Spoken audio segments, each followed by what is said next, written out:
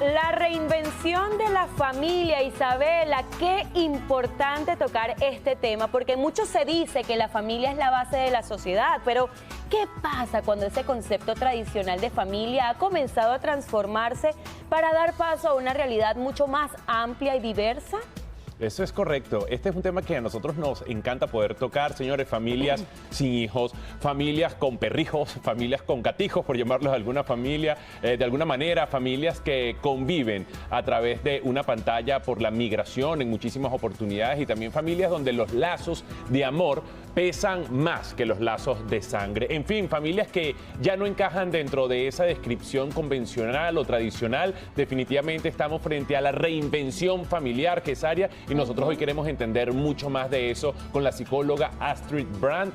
Gracias, Astrid, por acompañarnos. Ay, Leo, Jessy, gracias por invitarme de nuevo. Muy feliz de estar aquí con ustedes. Y nosotros encantados, además de poder brindarle esta herramienta a cada persona que nos ve todos los días. Astrid, ¿qué es lo que realmente define a una familia funcional en este 2026? Ok, Jessy, esta es una pregunta muy importante porque bajo mi criterio, una familia funcional no es por lo que se muestra afuera, en el sentido que puede estar conformada por mamá y papá como una familia tradicional, solo por mamá, solo por papá, los abuelos que crían esto, dos mamás, dos papás. No, lo importante no es tanto lo que ocurra afuera, sino lo que ocurre adentro. Hay muchas teorías en el desarrollo que dicen que para que una familia sea funcional, tiene que tener seguridad. El niño tiene que sentir seguro. Tiene que haber conversaciones reales, no solamente de las cosas buenas, sino también hacer entender al niño que él puede comunicarle lo que le duele, lo que se siente ansioso, lo que le hace entristecer. Es muy importante esto. Y la consistencia, que el niño sepa que hay una persona que va a estar ahí para él, para apoyarlo, que se sienta seguro, que se sienta a gusto, que se sienta acorde, que hayan reglas, límites. Eso es lo más importante para que haya una familia funcional. Ahora, ¿por qué nos cuesta tanto, Astrid, como sociedad, aceptar que las estructuras familiares ya no son las de antes? Bueno, porque a veces es muy difícil. Porque, bueno, nosotros estamos acostumbrados a una familia tradicional, mamá, papá. Esto viene también desde la cultura, desde la religión, desde nuestra historia. También esto de añorar un poco este tema del pasado, porque todo el mundo se acuerda de repente de esos domingos familiares espectaculares, pero no se acuerdan de repente que hubo una pelea ese mismo domingo. Entonces, a veces, como que las cosas cambian, nos cuesta un poquito, como que romper esto de la cultura, ver como que si algo ha funcionado hasta ahora, entonces va a venir un caos o no. Eso es algo que nos cuestiona mucho desde nuestras fibras más interiores. Claro, Astrid, vivimos en una realidad donde muchos hogares están fragmentados, ¿no? Esto me refiero a geográficamente. ¿Cómo se reinventa el vínculo cuando el afecto pasa por WhatsApp o por una videollamada? ¿Realmente se puede mantener la autoridad y el apego a distancia? Mira, Jessy, esa pregunta qué importante es, porque hay veces que estamos en una familia donde los padres están presentes y al mismo tiempo están ausentes, están con el teléfono, están trabajando, están haciendo mil y un cosas que de repente no están tan emocionalmente presentes para los hijos. Y hay otras veces que el padre está a miles de kilómetros en otro país que se están comunicando totalmente por el teléfono y están totalmente, afectivamente, más que todo, totalmente presentes. Que si al niño le pasa o al adolescente le pasa algo, sienten que pueden comunicarse, lo sienten que pueden estarlo contando. Porque la autoridad no se da por medio, o sea, no se debería dar por medio del miedo, por la presencia, por un castigo, sino por algo que se va ganando. Y esto es algo que se puede lograr a la distancia, porque es algo de presencia, como hablábamos, de constancia, de que el niño o el adolescente se sienta que está seguro con esta persona. A ver, estamos viendo una generación de padres mucho más involucrados emocionalmente, rompiendo de alguna manera el modelo del padre proveedor y en algunas oportunidades incluso hasta distante. ¿Cómo beneficia esta reinvención de los roles de género al desarrollo de los hijos? Mira, esto es maravilloso. Yo cada vez veo a los papás que están más involucrados con los hijos, que los cuidan, que le cambian los pañales, que están como más presentes. Estamos rompiendo como ese paradigma del padre nada más proveedor, sino un padre que se comunica con sus hijos, que está presente, que capaz sí tiene que salir a trabajar, pero está consciente que cuando llega a la casa tiene que darle todo ese tiempo, toda esa atención, y esto es importantísimo. Bueno, hay unos estudios que dicen que los países que les dan como mayor permiso a los papás cuando nace un bebé, que estos se logran involucrar con el bebé, o sea, crean un vínculo mucho más importante, y aparte estos niños crecen siendo más seguros. Y esto más que todo es importantísimo cuando se cría a un varón. Un varón se siente mucho más seguro y logra identificarse mucho más con su papá, viéndolo desde esta faceta. Claro.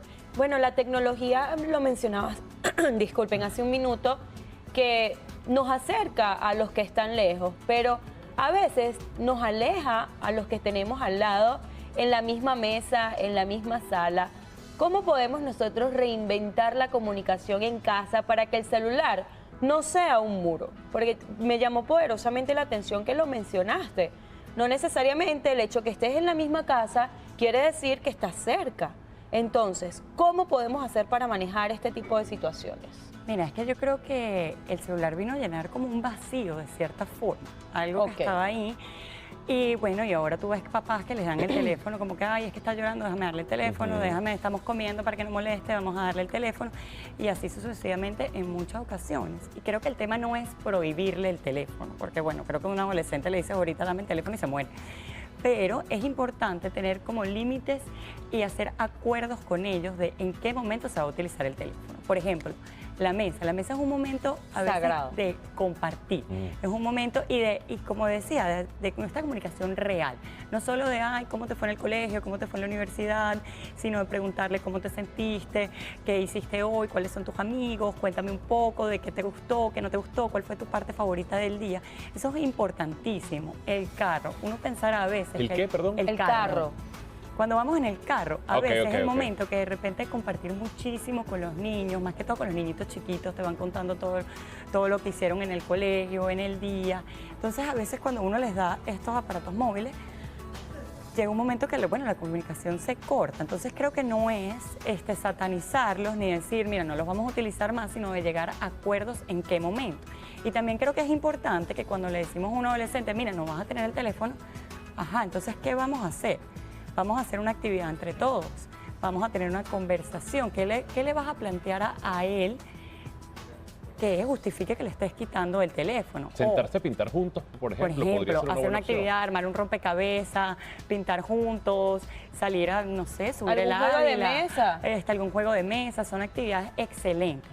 No quiere decir que también como la tecnología no nos pueda unir, porque también este tema de que cada uno, como decías tú, estás metido en el celular y casi que están sentados todos y no se habla. Puede ser, mira, vamos a jugar un videojuego, pero todos juntos. Okay. Vamos a ver una película. ¿Qué película queremos ver todos? Y vamos a compartir esta película y después hablamos de qué nos gustó, qué no nos gustó. Okay. Pero es una actividad compartida. Astrid, a veces la reinvención viene tras una separación, ¿no? Que puede ser dolorosa, es todo un proceso. ¿Es posible construir una familia donde los padres siguen siendo un equipo, aunque no sean pareja? Mira, yo creo que sí es posible. Eso sí, es difícil. No te voy a mentir, los padres necesitan estar muy conscientes de esto, necesitan trabajar mucho en esto. Bueno, déjame decirle que en mi primer trabajo a mí me encantó porque había una terapia que era, bueno, estilo como terapia de pareja, pero se llamaba equipo parental. Entonces era estos papás que de repente se llevaban muy mal, iban a terapia ya no como pareja, sino como papás. Okay. De cómo llevarnos bien para que nuestros hijos estén bien. Pero esto tiene que venir después de haber atravesado un duelo, de que ya la pareja, bueno, haya sanado un poco el por qué se separaron. Porque es importantísimo que los padres se compenetren como papás. Porque la pareja puede dejar de existir y a veces es hasta positivo en el sentido que es mejor unos papás separados felices que se puedan llevar bien a unos papás que continúan juntos pero están todo el día gritándose, están todo el día faltándose el respeto. Entonces esto de repente puede ser un acto sano para nuestros hijos, pero hay que llevarlo de una buena manera. A veces necesitamos la ayuda de un profesional que nos pueda ayudar de cómo llevarse mejor, porque los niños sufren muchísimo y a veces más que la separación de los padres, este tema que se convierte como un campo de batalla. Sí. Entonces dile a tu papá, dile a tu mamá que le hablan mal de uno del otro. Entonces es importantísimo esto de cuidar mucho, que es lo que le decimos a nuestros hijos de su papá o de su mamá, y también compenetrarse mucho como equipo, porque porque cuando nace un hijo, esto es algo para siempre. Para Siempre toda la van a vida. ser los papás de fulanito o sutanita de tal. Ese es el verdadero para toda la vida. Y depende también de Exactamente. la forma en cómo termina la relación, ¿no? Siento que ambos tienen que buscar terapia por el bien de los hijos y para poder tener esa reinvención de la familia. Porque un niño que crece feliz es un adulto feliz, es un adulto que es Sí. colaborador, que siempre está al pendiente, incluso de su propio entorno familiar, porque nos volvemos en eco de esa familia que fuimos en alguna oportunidad. Es totalmente así, Jessica. Es importantísimo sanar estas heridas que hemos tenido, ya sea un matrimonio que no se dio, bueno, de la migración, de que a veces los padres no pueden estar junto a sus hijos, pero es importantísimo tener este sentido de familia, este sentido de que la familia no solamente es lo que vemos por fuera, sino es lo que pasa por dentro. Esta unión, es que el niño, el adolescente se sienta seguro, que está con una persona que lo contiene emocionalmente, que está para él, que se sienta seguro en todos los aspectos. Astrid, ya para despedirnos tenemos que ir. ¿Qué tan claro deberían estar los niños del tipo de hogar en el que crecen? No, te lo digo porque hay niños que a veces, bueno, comienzan a vivirlo con normalidad y a medida que van creciendo, cuando de repente viene un acto del Día de la Madre o un acto del Día del Padre, es que se dan cuenta que estas fechas son diferentes al resto de sus compañeros. Esto te lo pongo en este caso, pero también puede ser de niños cuando crecen en un hogar homoparental, que tienen dos mamás o que tienen dos papás, o los niños que crecen con los abuelos y no necesariamente con la figura materna y con la figura paterna. ¿Qué tan claros deben ir siendo los representantes, en este caso llámese mamá, papá, abuelos, tíos, lo que sea? ¿Qué tan claros deben ser con los niños de la diferencia de hogar o esta reinvención de hogar en la que están creciendo, el modelo de familia en el que están Exacto. creciendo? Mira, yo creo que los niños están clarísimos de todo. O sea, tú los ves y tú sabes que en el colegio todos ellos lo ven, bueno, como esta familia tradicional, que hay mamá, papá, y de repente los niños dicen, cónchale, yo solamente tengo mi mamá, porque mi papá o no vive aquí, o falleció, o por X o por Y no están separados, o igual. Es más, hay una estadística que dice que en América Latina el 30% de las familias son monoparentales, más que todo cuidados por su mamá. Entonces esto es Wow, el porcentaje es alto, una Astrid. estadística realmente Elevada. alta. Entonces la mayoría de las personas piensa que todos estamos en esta familia tradicional y cada vez vamos viendo que hay más diversidad, por así decirlo. Astrid, gracias por acompañarnos.